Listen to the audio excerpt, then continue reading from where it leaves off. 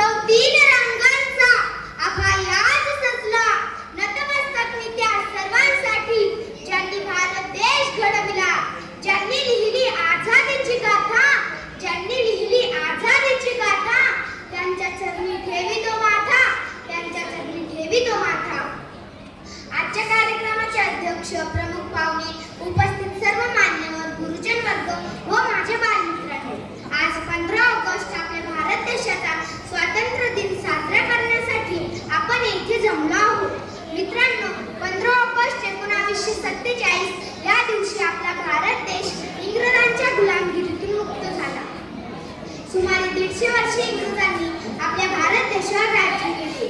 इंग्रजांनी आपल्या देशातील जनतेवर अतोनात अत्याचार केले, शोषण केले, भारतीयांना गुलामासारखे वागवले. आपल्या भारत देशाला स्वातंत्र्य मिळवून देण्यासाठी महात्मा गांधी, लोकमान्य टिळक, लाला लजपतराय, भगतसिंग, चंद्रशेखर आझाद, झाशीची राणी लक्ष्मीबाई अशा अनेक नेत्यांनी आणि क्रांतिकारकांनी आपल्या प्राणाची आहुती दिली.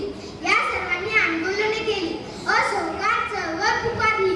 कित्येक जणांनी तुरुंगवास भोगला, कित्येक जण हसत हसत फासावर गेले. तेव्हा कुठे आपल्याला स्वातंत्र्य मिळाले?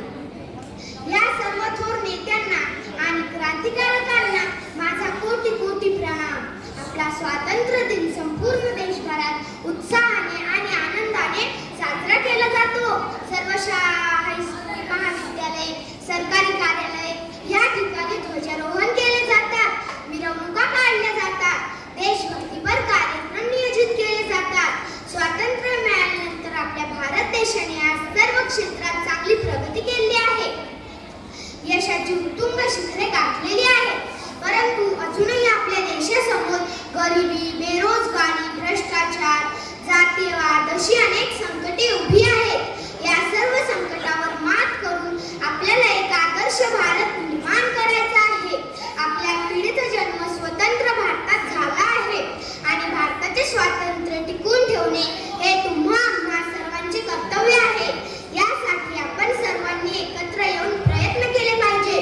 त्यासाठी 15 ऑगस्ट हा दिवस एका पवित्र सणासारखा साजरा केला पाहिजे.